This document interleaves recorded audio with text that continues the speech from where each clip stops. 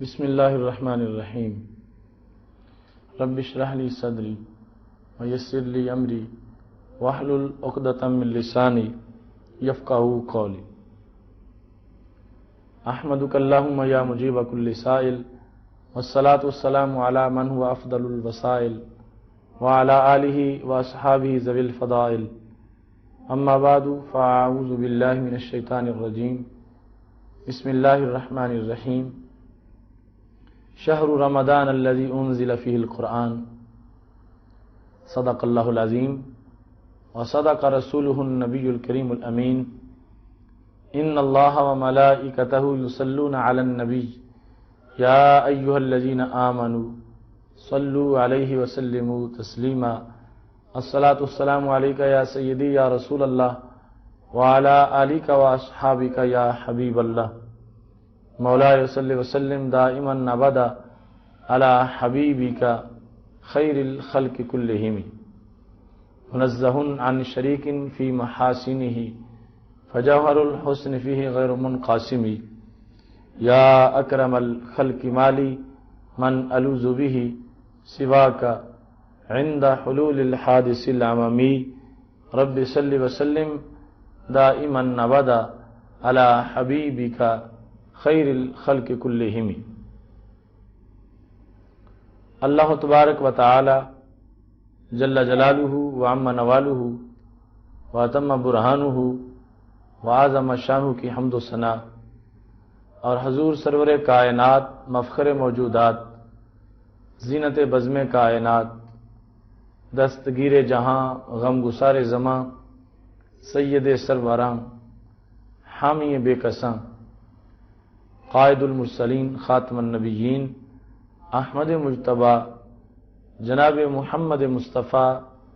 صلی اللہ علیہ وآلہ وصحبہ وبارک وسلم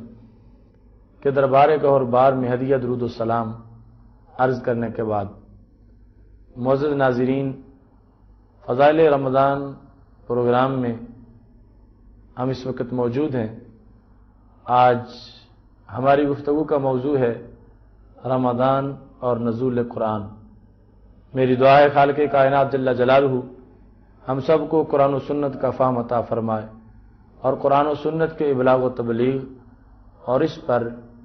عمل کرنے کی توفیق عطا فرمائے۔ معزز ناظرین، رب ذوالجلال نے قرآن مجید برہان رشید میں یہ کہا ہے شہر رمضان الذی انزل فیہ القرآن ھدی للناس وبینات من الہدی والفرقان۔ فرمایا رمضان کا مہینہ وہ مہینہ ہے جس میں قرآن مجید کو نازل کیا گیا، درحال کہ وہ تمام لوگوں کے لیے ہدایت ہے اور وہ روشن مثالیں ہیں لوگوں کے لیے ہدایت کی، اور وہ قرآن فرقان کی حیثیت رکھتا ہے۔ اس مقام پر رب ذوالجلال نے قرآن مجید برہان رشید کے نزول کا جو مہینہ معین کیا وہ رمضان ہے، اور رمضان المبارک میں پھر رب ذوالجلال نے جو رات معین کی وہ لیلۃ القدر ہے۔ فرمایا انا انزلناہ فی لیلۃ القدر، ہم نے اس کو لیلۃ القدر میں نازل کیا۔ تو اب اس سے تعیین ہو گئی کہ رمضان اور لیلۃ القدر، اس میں رمضان کے مہینے میں اور لیلۃ القدر کو خالق کائنات جل جلالہ نے قرآن مجید برہان رشید کو نازل کیا ہے۔ قرآن مجید کا یہ نزول اس مہینے کے اندر جو ہوا تو اس نے پورے مہینے کو برکتوں سے معمور فرما دیا۔ اور یاد رکھیں آج بھی، اس سال بھی جو قدر کی رات ہے وہ اس نزول قرآن کی برکت سے جو صدیوں قبل ہوا تھا وہ آج بھی اس رات کو 1000 مہینوں سے بہتر بنائے گی۔ اس سے پتہ چلا کہ ایک بار قرآن کا نازل ہونا اس نے ہمیشہ کے لیے اس رات کو باقی راتوں پر عظمتیں عطا فرما دیں۔ تو ایسے ہی اگرچہ 12 ربیع الاول ایک موقع پر رسول اللہ صلی اللہ علیہ وسلم کی دنیا میں جلوہ گری ہوئی، اور ہر سال رسول اللہ صلی اللہ علیہ وسلم کی 12 ربیع الاول کو دنیا میں جلوہ گری نہیں ہوتی، ایک بار کی جلوہ گری نے ہمیشہ کے لیے 12 ربیع الاول کو عظمتوں سے سرفراز فرما دیا جس طرح ایک بار قرآن مجید کے نزول نے ہمیشہ کے لیے لیلۃ القدر کو 1000 مہینوں سے افضل بنا دیا۔ قرآن مجید برہان رشید کا نزول ہر لمحے کو برکتوں سے سرفراز فرمانے والا ہے۔ آج ہمیں قرآن مجید برہان رشید کی تلاوت کا شرف حاصل ہے۔ یہ رمضان المبارک کا خصوصی تحفہ ہے اور اس میں اتنی عظمتیں موجود ہیں۔ حضرت عقبہ بن عامر رضی اللہ تعالیٰ عنہ کہتے ہیں کہ رسول اللہ صلی اللہ علیہ وسلم تشریف لائے، ہم صفہ میں بیٹھے ہوئے تھے، فرمایا ایکم یحب ان یغدو کل یوم الی بطحان اب العقیق فیاتی بناقتین قومین، تم میں کون یہ پسند کرتا ہے کہ وہ ہر دن بطحان یا عقیق کی طرف جائے اور 2 موٹی تازی اونٹنیاں بغیر گناہ کے اور قطع رحم کے لے آئے۔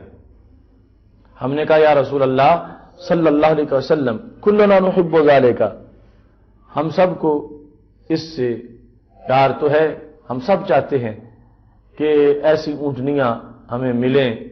اور ہم ان کو اللہ کے راستے میں وقف کر دیں۔ تو رسول اللہ صلی اللہ علیہ وسلم نے فرمایا افلا یغدو احدکم الی المسجد فیعلم او یقرأ آیتین من کتاب اللہ خیر لہ من ناقتین، فرمایا تم میں سے کوئی بندہ صبح کو مسجد میں چلا جائے اور مسجد میں جانے کے بعد وہ 1 آیت 2 آیات پڑھ لے یا کسی کو پڑھا دے، قرآن مجید کی 2 آیات خود پڑھے یا کسی کو پڑھائے، تو ہمارے رسول صلی اللہ علیہ وسلم فرماتے ہیں اس کے لیے یہ عمل 2 اونٹوں کو قربان کرنے سے زیادہ درجہ عطا فرمائے گا۔ قرآن مجید برہان رشید کا ایسا سرور ہے اور ایسا لطف اس میں موجود ہے، رمضان المبارک کا یہ خصوصی تحفہ جو امت کو ملا ہے۔ حضرت اسید بن حضیر رضی اللہ تعالی عنہ رات کے وقت قرآن مجید کی تلاوت کر رہے تھے، تو آپ نے سورہ بقرہ کی تلاوت کی، وَفَرَسُهُ مَرْبُوطَةٌ عِندَهُ، اور گھوڑا قریب باندھا ہوا تھا، اس جالت الفرس، تو اچانک گھوڑے نے کانپنا شروع کر دیا۔ حضرت اسید بن حضیر رضی اللہ تعالیٰ عنہ نے گھوڑے کی جب کپاہٹ دیکھی تو آپ نے تلاوت چھوڑ دی۔ جب آپ خاموش ہوئے تو گھوڑے کا راشا بھی ختم ہو گیا۔ فقارا، آپ نے پھر پڑھا، فجالت، اس نے پھر تھر تھرانا شروع کر دیا۔ فساکت فساکنت، جب آپ خاموش ہوئے تو گھوڑا بھی ساکن ہو گیا۔ پھر آپ نے پڑھا، پھر گھوڑے نے کانپنا شروع کر دیا۔ تو حضرت اسید بن حضیر رضی اللہ تعالیٰ عنہ کا بیٹا یحییٰ، ان کی چارپائی بالکل گھوڑے کے قریب تھی، تو انہوں نے یہ محسوس کیا کہ یہ تھرتھراتا ہوا گھوڑا کہیں بیٹے کی چارپائی پہ نہ چڑھ جائے۔ انہوں نے پڑھنا بند کر دیا۔ جس وقت پڑھنا چھوڑا، رفع رأسه الى السماء، آسمان کی طرف دیکھا، فاذا مثل ظلت، ان کو ایک چھتری سی نظر آئی، فیہا امثال المصابیح، اس چھتری کے اندر ایسا تھا جس طرح کے کئی چراغ ہیں۔ عجیب منظر انہوں نے دیکھا اور وہ منظر سارے کا سارا کچھ دیر کے بعد غائب ہو گیا۔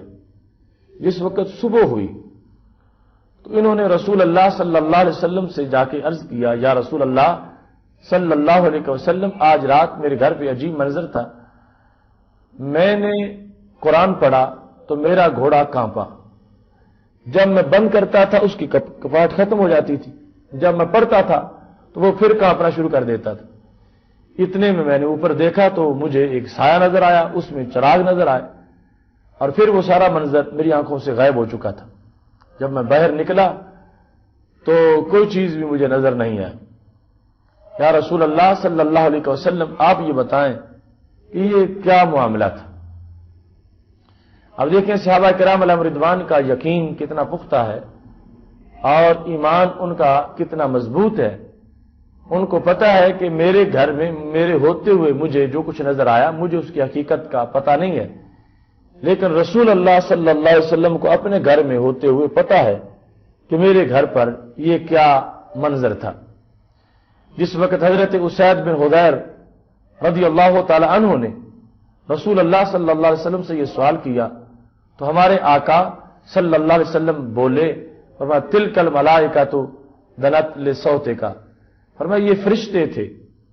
تمہاری آواز سننے کے لیے قریب آئے تھے۔ ولو قرأت لأصبحت ينظر الناس الیہا لا تتوارى منہم، اگر تم پڑھتے رہتے تو فرشتے صبح تک تمہارے گھر میں موجود رہتے، ان میں کوئی غیب نہ ہوتا، کوئی چھپتا نہ، اور لوگ اپنی آنکھوں سے فرشتوں کی زیارت کرتے۔ اب اس مقام پر یہ پتا چلا کہ وہ نور تھا، جب وہ نزدیک آتا تھا فرشتے کو، گھوڑے کو نظر آتا تھا تو گھوڑا کانپ اٹھتا تھا۔ جب یہ قرآن پڑھنا بند کرتے تھے فرشتے اوپر چلے جاتے تھے تو گھوڑے کی کپاٹ ختم ہو جاتی تھی۔ جب یہ قرآن پڑھتے تھے تو فرشتے سننے کے لیے قریب آتے تھے تو گھوڑے کو پھر خوف ہوتا تھا۔ اس سے پتا چلا کہ قرآن مجید برہان رشید کی ایسی برکت ہے کہ جب اس کی تلاوت کی جاتی ہے فرشتوں کا نزول ہوتا ہے، فرشتے سننے کو آتے ہیں، اور وہ جو سایہ تھا اس میں جو چراغ تھے وہ فرشتوں کے چہرے تھے۔ اور رسول اللہ صلی اللہ علیہ وسلم نے یہ عظمت بیان کر دی کہ قرآن مجید برہان رشید کو جس انداز میں محبت اور شوق سے پڑھا جاتا ہے، خالق کائنات جل جلالہ انسان کو اتنی ہی بڑی عظمت عطا فرماتا ہے۔ یہ قرآن اس کے ساتھ جتنا بھی تعلق انسان کا مضبوط ہوگا اور جس لحاظ سے بھی متعلق ہو جائے گا، یہ قرآن اس کو نوازتا ہے، اور یہ سلسلہ نیکیوں کا کتنا جلد شروع ہو جاتا ہے۔ قرطبی میں موجود ہے کہ رسول اللہ صلی اللہ علیہ وسلم نے صحابہ کرام علیہم رضوان سے یہ کہا تھا، آتو اعینکم حظھا من العبادہ، میرے صحابہ اپنی آنکھوں کو بھی عبادت کا حصہ دیا کرو۔ قیل وما حظھہما، پوچھا گیا یا رسول اللہ صلی اللہ علیہ وسلم آنکھوں کی بندگی کون سی ہے؟ تو رسول اللہ صلی اللہ علیہ وسلم نے فرمایا النظر فی المصحف، قرآن مجید کھول کے دیکھ لینا یہ آنکھوں کی بندگی ہے۔ اس سے آنکھیں ٹھنڈی ہوتی ہیں، اس سے آنکھوں کے اندر نور پیدا ہوتا ہے۔ قرآن مجید کھول کے دیکھنا، اس کی امثال میں تدبر کرنا، تو یہ دیکھو کہ قرآن مجید کو صرف دیکھنے سے اور ابتدائی طور پر اس کے ساتھ تعلق قائم کرنے سے آنکھوں کو بندگی کا نور ملتا ہے اور سرور ملتا ہے۔ اور جس وقت ایک انسان تعلق مضبوط کرتا ہے، اس قرآن مجید کو یاد کرتا ہے، حفظ کرتا ہے، محفوظ رکھتا ہے، اور پھر وہ مختلف طریقوں سے قرآن مجید میں تدبر کرتا ہے، تو اس کا کتنا اونچا مقام ہوگا۔ آغاز سے قرآن مجید برہان رشید کے ساتھ تعلق میں اتنی عظمت ہے، تو جوں جوں یہ تعلق بڑھتا جائے گا تو عظمتیں ملتی جائیں گی، یہاں تک کہ رسول اللہ صلی اللہ علیہ وسلم نے یہ ارشاد فرمایا ہے، یقال لصاحب القرآن، حافظ قرآن کو اور قرآن والے کو یہ کہا جائے گا حشر کے دن، جس کا پروٹوکول ہوگا، کہا جائے گا اقرا ورتقِ، پڑھتا جا اور چڑھتا جا، ورتل کما کنت ترتل فی الدنیا، اور یوں ترتیل سے ٹھہر ٹھہر کے پڑھو جس طرح کہ تم دنیا میں پڑھا کرتے تھے۔ فإن منزلک عند آخر آیۃ تقرأھا، تمہاری منزل جنت میں اتنی اونچی ہوگی کہ جب پڑھتے پڑھتے قرآن ختم ہوگا، جہاں پر تمہاری زبان سے آخری آیت کا اختتام ہوگا، اتنی بلندی پہ جنت میں تمہارا مقام ہوگا۔ اس واسطے قرآن مجید برہان رشید کو آج بڑی ضرورت ہے ہمیں قرآن مجید کی کہ ہم اس کو پڑھیں، اس کو سمجھیں، اور اس میں دنیا میں بھی فائدہ ہے، عقبہ میں بھی فائدہ ہے۔ یہ دنیا کی روشنی ہے، قبر کا بھی اجالا ہے، اور اس کی وجہ سے انسان خود بھی مالا مال ہوتا ہے اور انسان کے والدین کو بھی اس کا اجر ملتا ہے، یہاں تک کہ رسول اللہ صلی اللہ علیہ وسلم نے فرمایا ہے من قرأ القرآن وعمل بما فیہ البس والداہ تاجا یوم القیامہ، جس شخص نے قرآن پڑھا اور اس پہ عمل کیا اس کے والدین کو قیامت کے دن ایک تاج پہنایا جائے گا، ضوءہ احسن من ضوء الشمس، اس کی روشنی، اس چاند تاج کی جو روشنی ہے وہ سورج کی روشنی سے کہیں زیادہ خوبصورت ہوگی اور زیادہ ہوگی۔ یہ انداز ہے ان لوگوں کا کہ جو کہ قرآن مجید برہان رشید پڑھنے والے ہیں۔ قرآن مجید سے دنیا میں بھی ان کو رونق ملتی ہے اور عقبہ کے اندر بھی رونق ملتی ہے، یہاں تک کہ حضرت عبداللہ بن عباس رضی اللہ تعالیٰ عنہ کہتے ہیں کہ رسول اللہ صلی اللہ علیہ وسلم نے ارشاد فرمایا، ان الذی لیس فی جوفی شیء من القرآن کالبیت الخرب، کہ وہ بندہ کہ جس کے دل میں قرآن مجید کا کچھ حصہ بھی محفوظ نہیں ہے، چند صورتیں بھی نہیں آتی اس کو، فرمایا وہ سینہ نہیں، وہ تو کھنڈر اور ویران جگہ ہے، ہاں کوئی رونق نہیں ہے۔ رونق اس جگہ پہ ہوتی ہے جہاں قرآن مجید جلوہ گر ہوتا ہے، قرآن مجید کی کچھ صورتیں جس مقام پہ موجود ہوتی ہیں وہاں رب ذوالجلال کی رحمتوں کا نزول ہوتا ہے۔ اور اگر کوئی شخص قرآن مجید سے تعلق قائم نہیں کرتا اور بالکل اس کا سینہ قرآن مجید کے نور سے خالی ہے، تو ایسے شخص کے لیے یہ کہا گیا کہ اس کا سینہ جو ہے وہ ویران سینہ ہے اور اسے کچھ بھی میسر نہیں ہے۔ اگر کوئی شخص قرآن سے تعلق قائم کرتا ہے تو پھر اس کو آج بھی ویرانی کا سامنا نہیں ہے اور کل بھی ویرانی کا سامنا نہیں ہے۔ اس سلسلہ میں وہ حدیث شریف جو جامع ترمذی میں ہے اس کو پیش نظر رکھنا چاہیے، دار وباد اصحاب النبی صلی اللہ علیہ وسلم خباءہ علی قبر وهو لا يحسب انه قبر انسان۔ رسول اللہ صلی اللہ علیہ وسلم کے کچھ صحابہ مہم پہ نکلے تھے اور انہوں نے وہاں پہ ایک جگہ خیمہ لگا لیا۔ خیمہ جو انہوں نے لگایا تو وہ سمجھتے تھے کہ یہ ویران جگہ ہے اور یہاں کوئی چیز موجود نہیں ہے، پتہ چلا کہ وہاں تو کسی کی قبر تھی۔ اذن فیہ انسان یقرأ سورۃ تبارک الذی بیدہ الملک، وہ قبر کے اندر سورہ ملک کی تلاوت کر رہا تھا، حتی خاتمہا۔ صحابہ کرام علیہم رضوان نے سورہ ملک سنی اور وہ قبر کا مکین بالکل صحیح حافظے کے ساتھ سورہ ملک کی تلاوت کر رہا تھا، یعنی اس سے متشابہ بھی نہیں لگا اور ساری کی ساری سورہ ملک اس نے پڑھ دی ہے۔ صحابہ کرام علیہم رضوان کو بڑا تعجب ہوا کہ یہ کیسا معاملہ ہے، بند ہے زمین، نہ کوئی نظام تنفس کا یہاں پر امکان ہے، اندر جو ہے وہ بول رہا ہے، زندہ ہے تو تب بولتا ہے اور پھر اس کا حافظہ بھی بالکل صحیح ہے۔ ایسی صورتحال میں جس وقت صحابہ کرام علیہم رضوان کو بڑا تعجب ہوا، ساری سنی ہے سورہ ملک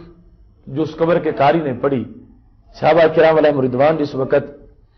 رسول اللہ صلی اللہ علیہ وسلم کے دربار میں پہنچے، آ کے یہ مسئلہ پیش کر دیا، تو اس پر ہمارے آقا صلی اللہ علیہ وسلم نے یہ نہیں کہا کہ صحابہ تمہیں غلطی لگ گئی ہے، ایسا ممکن نہیں، قبر میں کون پڑھ سکتا ہے اور قبر کے اندر زندہ کون ہو سکتا ہے۔ نبی علیہ الصلوۃ والسلام نے ان کی اس قول کو غلط قرار نہیں دیا بلکہ اس کو صحیح قرار دے کر رسول اللہ صلی اللہ علیہ وسلم نے جواب ارشاد فرمایا۔ یہاں بھی یہ امر قابل غور ہے کہ صحابہ کرام علیہم رضوان جس جگہ پہ موجود ہیں، نبی علیہ السلام وہاں موجود نہیں ہیں، لیکن اس کے باوجود ان کا یقین ہے کہ ہمارے محبوب علیہ السلام سے یہ جگہ پوشیدہ نہیں ہے، جو کچھ زمین کے اندر ہو رہا ہے ہمارے آقا صلی اللہ علیہ وسلم اس کی ہمیں خبر دے سکتے ہیں۔ ایسے میں جب رسول اللہ صلی اللہ علیہ وسلم سے پوچھا گیا تو آپ نے بھی یہ نہیں کہا کہ صحابہ وہ غیب کی بات ہے، چھپا ہوا مقام ہے، میں کیا بتا سکتا ہوں، نہیں، ہمارے آقا صلی اللہ علیہ وسلم نے فرمایا ہی المانیات ہی المنجیات تنجی من عذاب اللہ۔ یہ سورہ ملک کا کمال ہے، جو دنیا میں پڑھتا ہے وہ اس عقبہ میں بھی پڑھتا رہتا ہے، یعنی دنیا میں پڑھتا ہے تو قبر میں بھی اس کو پڑھنے کی سعادت حاصل ہوتی ہے۔ ہی المانیہ، یہ سورہ مانیہ بھی ہے، منجیہ بھی ہے، عذاب کو روکتی ہے اور قبر والے کو عذاب سے بچاتی ہے۔ اب دیکھو جس شخص نے دنیا میں قرآن مجید کو ٹائم دیا ہے، قرآن مجید نے بھی اس کے ساتھ قبر میں اس کو ٹائم دیا ہے جس کی خلوتوں کا سہارا غم قرآن، وہ گوشہ لحد میں بھی تنہا نہیں ہوا، جیسے وہاں پر صاحب قرآن حضرت محمد مصطفیٰ صلی اللہ علیہ وسلم کی جلوہ گری بھی ہوتی ہے تو قرآن بھی ساتھ ہوتا ہے۔ اب وہ قرآن ساتھ ہے قبر میں قبر کے مکین کا دل بھی لگا ہوا ہے، اور قرآن مجید برہان رشید اسے عذاب سے محفوظ کیے ہوئے ہے۔ ایسے ہی قرآن مجید برہان رشید کا اثر اور فائدہ جیسے خود انسان کو ہوتا ہے، ایسے ہی اس کے والدین تو کیا اس کے علاوہ بھی اس کا فیض آگے متعدی ہو جاتا ہے۔ رسول اللہ صلی اللہ علیہ وسلم فرماتے ہیں من قرأ القرآن فاستظہرہ فاحل حلالہ وحرم حرامہ ادخلہ اللہ الجنہ، کہ جس شخص نے قرآن پڑھا اور قرآن پڑھنے کے بعد اس نے قرآن مجید کو اچھی طرح یاد کر لیا اور پھر قرآن مجید کے حلال کو اس نے حلال سمجھا اور قرآن مجید کے حرام کو اس نے حرام سمجھا، تو کیا ہوگا؟ ادخلہ اللہ الجنہ، رب ذوالجلال ایسے بندے کو جنت میں داخل فرمائے گا۔ وشفعہ فی عشرۃ من اہل بیتی، اور خالق کائنات جل جلالہ اس کی سفارش 10 کے بارے میں قبول فرمائے گا، اس کے گھرانے کے 10 افراد کے بارے میں اس کی سفارش قبول کر لے گا۔ وہ 10 کیسے ہیں؟ کلہم قد وجبت لہ النار، اپنے عمل کی وجہ سے ان 10 پر جہنم واجب ہو چکا تھا کہ وہ جہنم میں ڈالے جائیں گے، مگر ایک حافظ عالم اور عامل انسان کے کہنے پر رب ذوالجلال اس کے خاندان کے 10 افراد کو جہنم سے بری کر کے جنت عطا فرمائے گا۔ قرآن مجید کے ان فوائد کے علاوہ یہ فائدہ بہت بڑا فائدہ ہے کہ رسول اللہ صلی اللہ علیہ وسلم نے ارشاد فرمایا ان ھذہ القلوب تصدع کما یصدع الحدید، کہ ان دلوں کو بھی زنگ لگ جاتا ہے جیسے لوہے کو زنگ لگتا ہے۔ پوچھا گیا لوہے کو زنگ لگتا ہے کیسے؟ اذا اصابہ الماء، جب لوہے کو پانی لگتا ہے تو لوہے کو زنگ لگ جاتا ہے۔ پوچھا گیا یا رسول اللہ صلی اللہ علیہ وسلم اگر زنگ لگ جائے کسی کے دل کو تو وہ زنگ کیسے اترے گا؟ تو ہمارے آقا صلی اللہ علیہ وسلم نے ارشاد فرمایا کثرت ذکر الموت و تلاوت القرآن، موت کو کثرت سے یاد کرو اور قرآن پڑھتے رہو، اس سے جو دل پر داغ لگ چکے ہیں وہ سارے داغ دھل جائیں گے اور رب ذوالجلال عظمتیں عطا فرما دے گا ایک انسان کو جس کے دل کا آئینہ جو ہے وہ دھندلا ہو چکا تھا۔ تو معزز ناظرین، اس مقام پر سید عالم نور مجسم شفیع معظم صلی اللہ علیہ وسلم نے ہمیں اپنی طرف سے ایک دائمی نسخہ عطا فرما دیا، چونکہ آپ حبیب قلوب بھی ہیں اور طبیب قلوب بھی ہیں۔ آپ جانتے ہیں کہ اللہ نے جو یہ مشینری بنائی ہے یہ فاسد کیسے ہوتی ہے اور اس کا فائدہ کیسے ہوتا ہے۔ تو سب سے قیمتی پرزہ انسان میں وہ دل ہے، اور جب دل زنگ آلود ہو جائے تو پورا بدن اپنی افادیت کھو بیٹھتا ہے۔ اس واسطے دل کو زنگ سے محفوظ رکھنا نہایت ضروری ہے۔ اول تو یہ زنگ لگنے نہ پائے، اور دوسرے نمبر پر اگر زنگ لگ جائے تو پھر اس کو اتارنے کے لیے نسخہ ہمارے پاس یہ رمضان المبارک کی سوغات قرآن مجید ہے۔ اس کو جس قدر پڑھتے جاؤ گے دل کا میل اترتا جائے گا، دھند دور ہو جائے گا اور دل بالکل ستھرا، صاف اور شفاف ہو جائے گا۔ رب ذوالجلال نے ہمارے آقا صلی اللہ علیہ وسلم کو ایسی کتاب دی ہے کہ جو ہمیشہ تازہ ہے، ہمیشہ موجز ہے۔ آج بھی اس کا چیلنج موجود ہے، ان کنتم فی ریب مما نزلنا علی عبدنا فاتوا بسورۃ من مثلہ، اگر تمہیں شک ہے اس سے جو ہم نے اپنے عبد خاص پہ نازل کیا تو تم اس کی صورت جیسی صورت بنا کے لے آؤ۔ قریش مکہ نے سارا ایڑی چوٹی کا زور لگایا، مگر اس قرآن کی مثل ان سے بننا اس کا امکان نہیں تھا۔ یہ نہیں کہ انہوں نے کوشش نہیں کی، کوشش انہوں نے پوری کی، چونکہ کہہ دیا گیا ان کنتم صادقین، اگر تم سچے ہو تو صورت بنا کے لے آؤ۔ مطلب یہ ہے صورت بنا کے لے آؤ گے تمہیں سچا مان لیا جائے گا، پھر نہ جھگڑا ہوگا، نہ بدر، نہ احد، نہ خندق، کوئی جنگ نہیں ہوگی، پھر کسی طرح بھی تمہارے لیے کوئی مشکل نہیں ہوگی، تم صورت بنا کے لے آؤ۔ اب جو شخص قلم سے لکھ سکتا ہو اس کے لیے لکھنا آسان ہے یا نیزے کھانا آسان ہے؟ اگر کیا سبب تھا کہ قریش مکہ نے صورت نہیں بنائی اور تلواریں کھانے کے لیے تیار ہو گئے، بالآخر ان کے بچے یتیم ہو گئے، عورتیں بیوہ ہو گئیں، ان کے لاشیں تڑپ گئے۔ اگر ان سے مثل کا امکان ہوتا، مثل بنا سکتے ہوتے تو ضرور آسان پہلو اختیار کرتے۔ انہوں نے آسان پہلو یعنی قرآن بنانے والا پہلو جو ہے اس کو اختیار نہیں کیا، بلکہ جنگ و جدل کی راہ پہ چل پڑے، تو پتہ چلا قرآن کا مثل بنانا، صورت بنانا ان کے لیے ممکن ہی نہیں تھا۔ تو یہ آج بھی ہمارے قرآن کا یہ اعجاز ہے، اور یہ قرآن تمام تر عظمتوں کے ساتھ آج بھی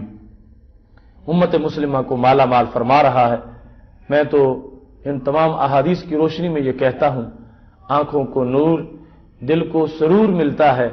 قرآن پڑھنے سے رب غفور ملتا ہے۔ حرف حرف ہے اس کا نجات بشر کا ضامن، نظام زیست بندگی کا شعور ملتا ہے، اسی کے ذہن میں جلوہ فگن ہو فہم قرآن، جس کی ہر سوچ میں عشق حضور ملتا ہے۔ ورق ورق پہ یہاں بک رہا ہے ایک لطف جدید، سطر سطر میں اور بین السطور ملتا ہے۔ ذوق بیدار کو کہتے سنا کہ اے آصف، وقف وقف پہ یہاں جلوہ طور ملتا ہے۔ میری دعا ہے رب ذوالجلال ہم سب کو قرآن مجید کے پیغام پر عمل کر کے اپنی زندگی سنوارنے کی توفیق عطا فرمائے۔ وآخر دعوانا ان الحمد للہ رب العالمین۔